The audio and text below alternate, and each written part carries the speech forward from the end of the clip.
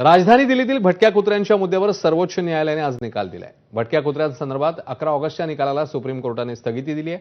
11 ऑगस्टपासून पकडलेल्या कुत्र्यांना न सोडण्याचे आदेश सुप्रीम कोर्टाने दिले आहेत। कुत्र्यांचे निर्बीजीकरण करूनच सोडा, खतरनाक कुत्र्यांना अजिबात सोडू नका असेही आदेश कोर्टाने दिले आहेत। त्यामुळे रेबीजची लागण झालेल्या किंवा आक्रमक कुत्र्यांचा अपवाद वगळता इतर कुत्र्यांना सोडण्याची मुभा असणार आहे।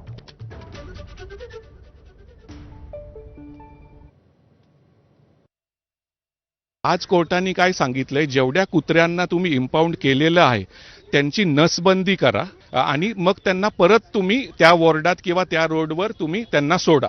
आणि जर कोणी कुत्र्याला तसं रस्त्यात खाऊ घातलं तर त्यांच्यावर गुन्हा नोंदवला जाऊ शकतो। दर वॉर्डात एक फीडिंग पॉइंट असेल, त्या पॉइंटवरच तुम्ही कुत्र्यांना खाऊ घालू शकता।